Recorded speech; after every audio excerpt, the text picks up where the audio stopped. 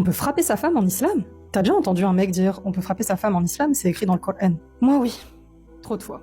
Salut à tous, bon on fait une énième réponse à une énième voilée qui dit n'importe quoi. Alors elle peut le dire avec détermination, mais le contenu de son blabla, c'est un tissu de mensonges que je vais donc vous exposer. Donc je vous propose d'écouter une fois la vidéo en entier, et je vais faire comme le gauchiste que je suis au fond de moi-même, je vais déconstruire toute son argumentation. La vidéo dure donc environ 2 minutes 30, à tout de suite. On peut frapper sa femme en islam? T'as déjà entendu un mec dire on peut frapper sa femme en islam, c'est écrit dans le Coran? Moi oui, trop de fois. Alors aujourd'hui, je vais t'expliquer exactement pourquoi c'est faux, avec preuves, tafsir, et réponse à toute tentative de justification. On rétablit la vérité. Le fameux verset, c'est Surat An-Nisa, verset 34. Exhortez-les, éloignez-vous d'elles dans les lits, et frappez-les. Traduction brute. Le mot arabe utilisé ici est wadribuna. Et ce mot en arabe classique, il a plusieurs sens. C'est pas moi qui l'invente, hein. C'est l'arabe lui-même. Ça peut vouloir dire frapper, mais aussi éloigner, quitter, ou même séparer, tout dépend du contexte. Et même si tu choisis de le traduire par frapper, les savants ont encadré ce geste au point même qu'il est devenu symbolique. Ce que disent les savants. Ibn Khatir, El-Qurtubi, El-Tabari, Imam El-Nawawi, tous disent pas de coups violents, pas de visage, pas de blessure, pas d'humiliation, et uniquement avec un objet léger, du genre un siwak. Je vous mets l'image juste là. Oui, c'est le bâton avec lequel on se brosse les dents. Et même les savants contemporains, Shir al-Albani ou Ibn Uthaymin disent, dans nos sociétés, ce verset ne peut pas être appliqué littéralement, car il est mal compris et mal utilisé. Mais c'est dans le Coran, point, c'est la parole d'Allah. Oui, mais tu ne peux pas lire le Coran sans tafsir. Même Ibn Abbas disait, le Coran a des souches de sens que même les gens de science ne peuvent pas comprendre. Tu ne peux pas utiliser une traduction brute comme excuse pour frapper ta femme. Mais c'est pour mettre la femme à sa place quand elle se rebelle. Tu veux parler de nushuz? Ce mot signifie une rébellion grave, persistante, pas un désaccord ou une dispute. Et même là, l'islam dit que tu dois la conseiller, t'éloigner du lit, et en dernier recours, un geste léger si ça peut sauver le couple. Mais si c'est de la domination ou de la vengeance, mais t'es en plein dans le haram. Mais c'est pour maintenir l'autorité masculine. Le prophète alayhi salatu wassalam était l'homme le plus viril et le plus respecté. Et il n'a jamais levé sa main sur sa femme. Si tu penses que frapper une femme te rend homme, t'as rien compris à la virilité en islam, ni à la virilité tout court. L'autorité c'est dans la justice, pas dans les baffes. Mais les savants du passé l'ont autorisé. Oui, mais avec des limites strictes, dans un contexte social différent, et en disant clairement que c'était déconseillé. Même Ibn Hajar al-Asqalani a dit, le prophète alayhi salatu wassalam a déconseillé et blâmé cette pratique. L'islam il encourage à quoi? Au bon comportement. Le prophète alayhi salatu wassalam a dit, le meilleur d'entre vous est celui qui est le meilleur avec ses femmes. Ne frappez pas les servantes d'Allah. Et il n'a jamais frappé ni femme, ni enfant, ni serviteur. Jamais. Donc si tu veux vraiment suivre l'islam, sois comme lui, pas comme ceux qui utilisent le Coran pour contrôler les femmes. En islam, la violence conjugale est haram. Et c'est pas une opinion, c'est une vérité appuyée par le comportement du prophète alayhi salatu wassalam, les tafsirs des savants et les principes de justice de l'islam. Donc à ceux qui disent oui, mais on peut frapper nos femmes, non. Vous avez juste un ego blessé et un cœur malade. C'est pas la religion que vous suivez, c'est votre domination. Et ça, c'est à des années-lumière du message du prophète alayhi salatu wassalam.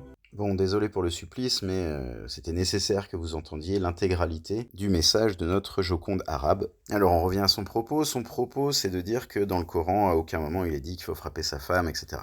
Une réalité, c'est que dans le Coran, il a été traduit qu'on pouvait frapper sa femme. Fin. Ça, c'est un fait. Cette traduction, c'est pas Jamilonde qui l'a faite, c'est pas moi, ce sont des traducteurs qui ont été validés, soit par l'université Al-Azhar, soit par le complexe du roi Fahd, en Arabie Saoudite. Et tout ça, j'en sais quelque chose, puisque mon projet, vous le savez, c'est de faire traduire Al-Kitab Al-Jihad, donc le livre du Jihad, dans le Musnad Ahmad, et de faire traduire également Al-Mughni. Et il est évident qu'une traduction, ça se fait pas comme ça. Elle essaie de vous enfumer, là. Elle dit genre, ça a été traduit par frappez-les, mais en fait, ça dépend du contexte. Non, mais le contexte, il est déjà intégré. Le choix frappez-les, il dépend justement du contexte. Donc, en fait, elle vous dresse un argumentaire en fonction de sa honte. On repart au début et on va voir point par point à quel point elle vous ment. On peut frapper sa femme en islam? T'as déjà entendu un mec dire on peut frapper sa femme en islam, c'est écrit dans le Coran? Moi oui, trop de fois. Alors aujourd'hui, je vais t'expliquer exactement pourquoi c'est faux, avec preuves, tafsir, et réponse à toute tentative de justification. On rétablit la vérité. Le fameux verset, c'est Surat An-Nisa, verset 34.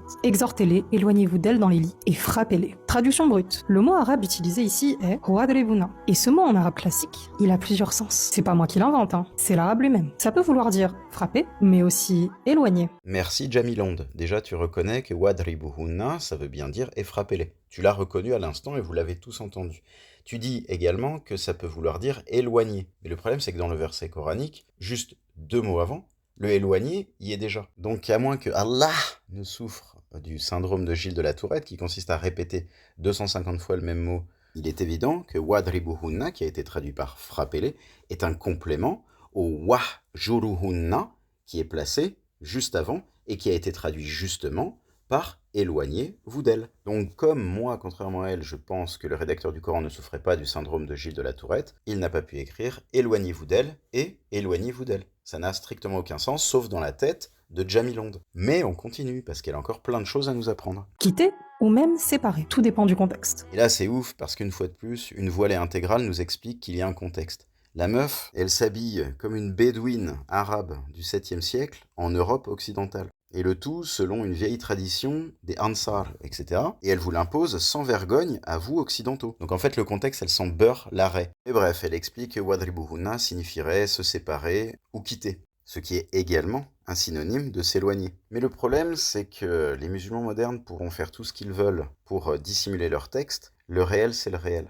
Et d'ailleurs, petite parenthèse sur la dissimulation. Soyez sûrs que les musulmans du quotidien, comme notre Jamilonde, dissimulent tous. C'est collégial. C'est-à-dire que c'est un mouvement global. Je vous donne un exemple très simple. Wadribuhunna, je l'ai expliqué 2500 fois. Vous allez voir dans tous les livres, les tafsirs et tout, on verra tout à l'heure à quel point elle ment. Vous allez découvrir que tous les mufassiroun ont toujours déclaré que Wadribuhunna signifiait frapper. Voilà, ça ne fait de mystère pour personne, sauf pour les musulmans modernistes. Mais en réalité, les sites web qui, eux, peuvent s'adapter, c'est-à-dire évoluer, ont eux aussi commencé cette grande campagne de dissimulation. Vous savez que j'utilise très souvent Coran Seul pour vous exposer les versets coraniques. Eh bien, Coran Seul a réformé ses traductions. Wadribuhunna ne signifie plus frappez-les du tout. C'est-à-dire que là, il devrait y avoir marqué et frappez-les, comme notre Jamilonde l'a dit au début. Ça veut dire frapper, mais également d'autres trucs.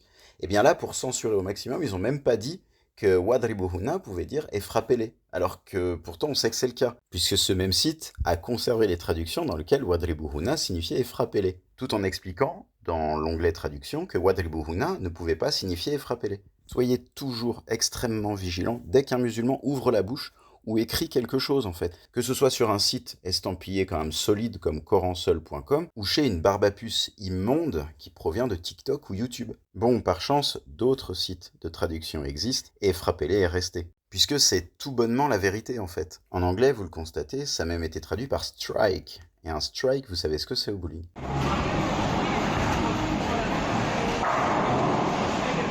Et là, vous reconnaîtrez avec moi qu'on n'est pas tout à fait uniquement dans la séparation. On continue d'écouter Jamilonde. Et même si tu choisis de le traduire par frapper, les savants ont encadré ce geste au point même qu'il est devenu symbolique. Ce que disent les savants. Ibn Khatir, el-Qurtubi, el-Tabari, Imam el-Nawawi... Attends, j'ai rien compris. T'as dit quoi au début ? Ce que disent les savants. Ibn Khatir, el-Qurtubi. Ah voilà, c'est bien ce qui me semblait. En fait, tu te plantes, c'est Ibn Kathir qu'on dit, pas Ibn Khatir. Dans quel monde on peut voir une meuf full voilax qui prononce mal le nom d'un alim ? On parle du master des masters, je veux dire top 5. Et la go, elle est full voilax, elle est en train de te dire que c'est une histoire de contexte alors qu'elle s'habille comme une bédouine du désert en plein milieu de Paname, et elle se plante quand elle prononce le nom d'un alim top 5, un savant top 5. Je veux dire, c'est aussi ridicule que quelqu'un qui se prétend un master républicain et qui appelle Charles de Gaulle Jean-Jacques de Gaulle. Objectivement, ces tiktokeuses, ces musulmanes tiktokeuses, ne méritent que le mépris en réalité. Elles n'ont rien dans le citron et ne convainquent que des petites ados de 12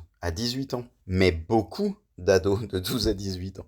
Mais ça n'empêche pas que ces petites ados de 12 à 18 ans s'intéressent à l'islam pour de fausses raisons, pour des mensonges. C'est ça qui est très important.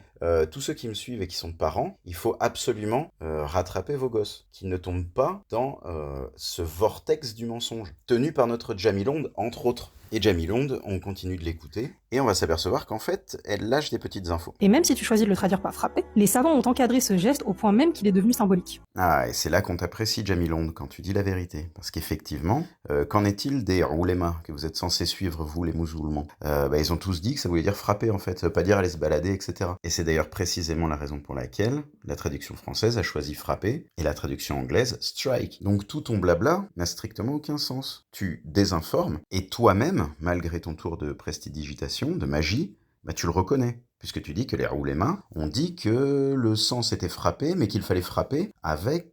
Et on continue de t'écouter. Que disent les savants? Ibn Khatir, el-Qurtubi, el-Tabari, Imam el-Nawawi, tous disent pas de coups violents, pas de visage, pas de blessure, pas d'humiliation, et uniquement avec un objet léger, du genre un siwak. Je vous mets l'image juste là. Voilà, donc maintenant elle reconnaît que tous les oulémas, les savants, entre guillemets, dont elle vient de parler, ont admis que ça voulait dire frapper en fait. Donc en fait, tout le début de la vidéo, vous pouvez le jeter à la poubelle. C'est-à-dire qu'elle a fait une vidéo qui ne sert à rien. Puisqu'en fait, elle contredit les savants sunnites les plus illustres de l'histoire.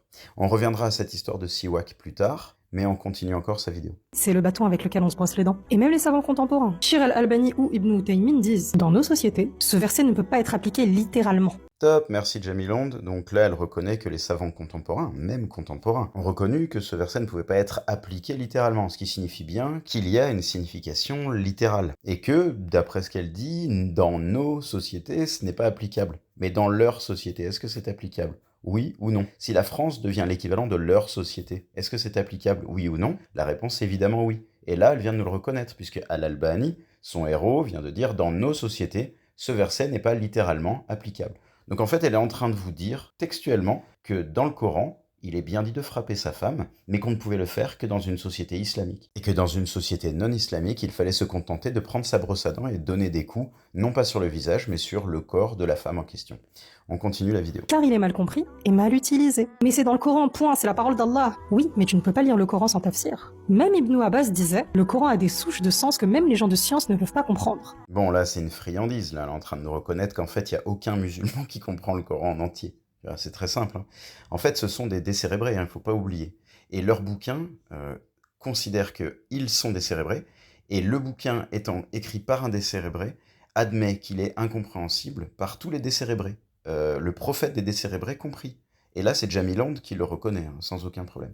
C'était une gourmandise, hein, une petite friandise, mais on continue quand même sa vidéo, donc de décérébrés, puisqu'elle reconnaît elle-même qu'elle fait partie de la Oumma, qui ne sait ni lire ni compter. Tu ne peux pas utiliser une traduction brute comme excuse pour frapper ta femme. Mais c'est pour mettre la femme à sa place quand elle se rebelle. Tu veux parler de nushuz? Ce mot signifie une rébellion grave, persistante, pas un désaccord ou une dispute. Et en fait, Jamilonde, plus la vidéo passe, et plus en fait elle reconnaît que oui, il est tout à fait possible de frapper sa femme. Maintenant elle dit, attention, c'est pas juste pour une petite dispute, c'est si c'est tenace, etc. Hein. C'est-à-dire, c'est si la femme se rebelle contre les décisions de son mari, etc. Hein. C'est à ce moment-là que le mari a le droit de frapper sa femme. Et là, c'est Jamilonde qui le reconnaît. Hein. C'est pas pour une petite dispute. Donc en fait, plus ça va, plus en fait, elle a commencé. Tu crois qu'elle va te dire attention, hein, dans le Coran, il n'est pas du tout dit qu'il faut frapper sa femme, mais en fait, à la fin, elle le reconnaît totalement. Pour la bonne et simple raison, c'est que c'est écrit, en fait. Donc elle est obligée de le reconnaître. Pour rappel, voilà exactement ce qu'elle dit au début de sa vidéo.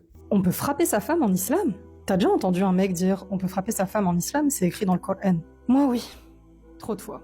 Voilà, donc encore une musulmane ou un musulman qui vous prend pour des teubés, en fait. N'oubliez pas que les teubés, c'est eux, qu'ils se considèrent comme tels, qu'ils se revendiquent comme tels, hein, même dans le Coran. Donc vous qui êtes des occidentaux, par pitié, utilisez votre matière cérébrale. Et votez bien, distinguez bien le mensonge de la vérité, et votez bien, par pitié, c'est votre pays qui est en jeu. Même là, l'islam dit que tu dois la conseiller, t'éloigner du lit, et en dernier recours, un geste léger si ça peut sauver le couple.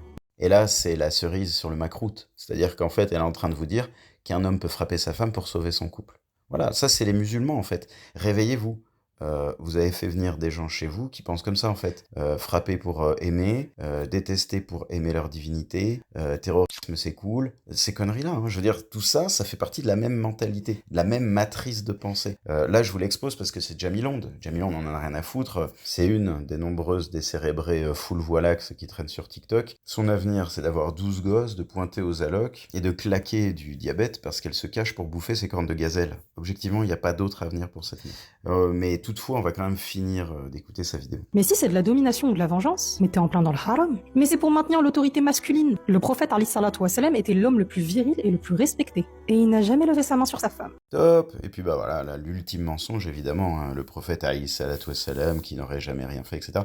Alors que Aïcha elle-même, dans un hadith authentique, même s'il n'était pas authentique, hein, ce serait recevable, mais dans un hadith authentique, dit qu'elle s'est fait cogner par Mohammed et que ça lui a fait mal. Donc, même s'il était plus nécessaire de le démontrer, cette femme ment. Enfin, cette femme, on sait pas, enfin, je sais même pas si c'est elle qui parle en réalité. En fait, on sait même pas si elle qui parle, on sait pas si elle qui pense, etc. En fait, on sait pas qui c'est, tu vois.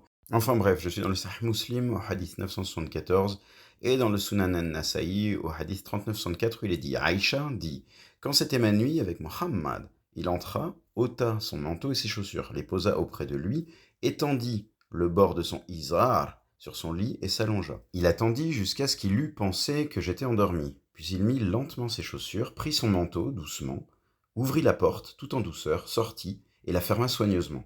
Je mis ma chemise sur ma tête, me voilai, enroulai mon izar autour de moi, puis je le suivis jusqu'à Al-Baki, où il s'arrêta longuement et leva les mains 3 fois.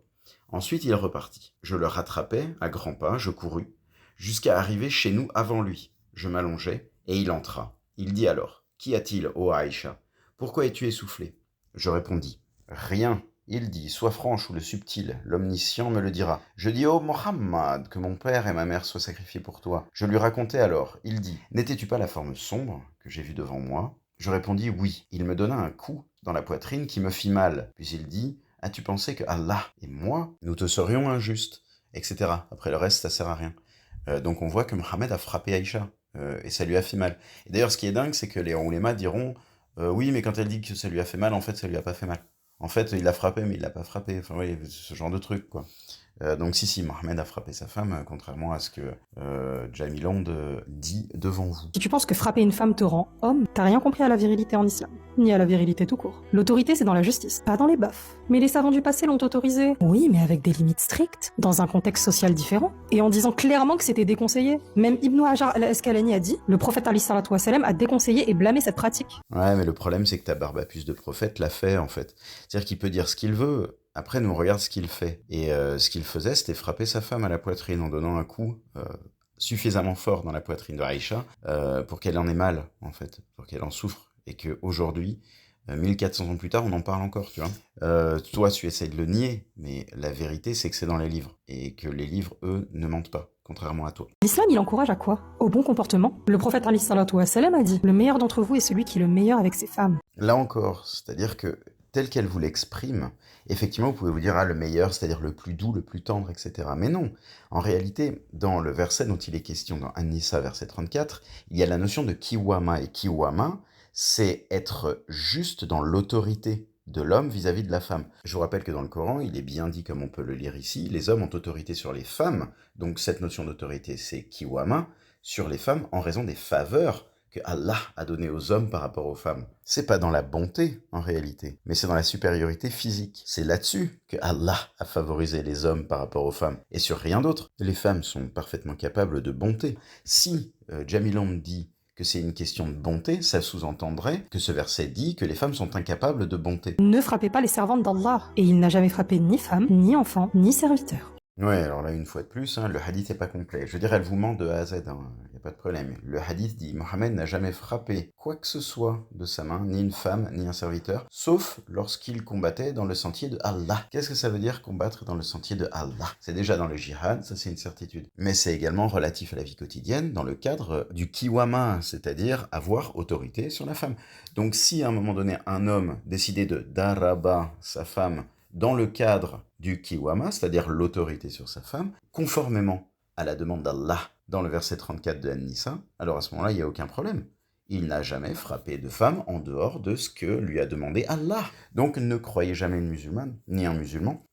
Lisez leurs livres en fait, tout simplement, ou regardez ma chaîne. Donc si tu veux vraiment suivre l'islam, sois comme lui, pas comme ceux qui utilisent le Coran pour contrôler les femmes. En islam, la violence conjugale est haram. Et c'est pas une opinion, c'est une vérité appuyée par le comportement du prophète Ali sallallahu alayhi wa sallam, les tafsirs des savants et les principes de justice de l'islam. Donc à ceux qui disent oui, mais on peut frapper nos femmes, non.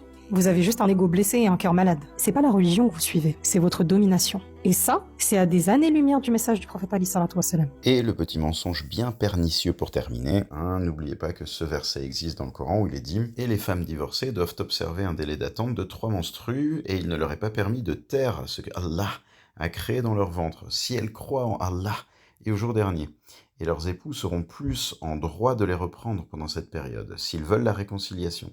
Quant à elles, elles ont des droits équivalents à leurs obligations, conformément à la bienséance. Mais les hommes ont cependant une prédominance sur elles, et Allah est puissant et sage. » Donc, du début jusqu'à la fin, Jamilond vous a menti, tout simplement. Sur ce, je ne saurais trop vous conseiller de continuer, de faire tourner la page.